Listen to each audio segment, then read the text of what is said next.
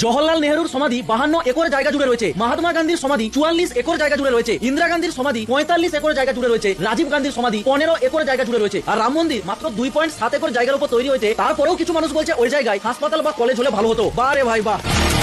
তো দেখ ভাই, দেশভক্ত আর অন্ধভক্ত এই দুটোর মধ্যে কিন্তু পার্থক্য আছে। আচ্ছা। আর এখন যে তুই এই মহান ব্যক্তিদের ফটোগুলো দেখালি, এরা হচ্ছে এক একজন দেশের আইকন, যারা সারা জীবন ইংরেজদের সাথে লড়াই করে গেছে, সংগ্রাম করে গেছে, বিদ্রোহ করে গেছে শুধুমাত্র দেশকে স্বাধীন করার জন্য, ঠিক আছে, দেশের উন্নয়ন করার জন্য।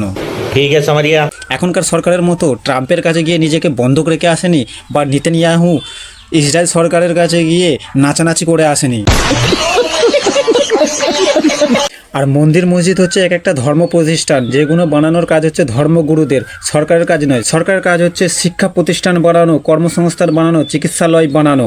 এই কংগ্রেস সরকার কি কি বানিয়ে গেছে আমি বলছি তোকে শোন। কংগ্রেস সরকার হচ্ছে ভারতের শিক্ষার প্রসারকে দীর্ঘমেয়াদী বানিয়েছে, যার মধ্যে হচ্ছে শিক্ষা অধিকার আইন, সর্বশিক্ষা অভিযান, 6 থেকে 14 বছর বয়সীদের জন্য শিক্ষা বাধ্যতামূলক, মিড ডে মিলের মাধ্যমে শিক্ষার বৃদ্ধি হার, আইআইটি, আইআইএম, আইসিএসসির মতো বিশ্বমান প্রতিষ্ঠান, যে প্রতিষ্ঠানগুলো না থাকলে আজ হয়তো আমরা অশিক্ষিত হয়ে থাকতাম।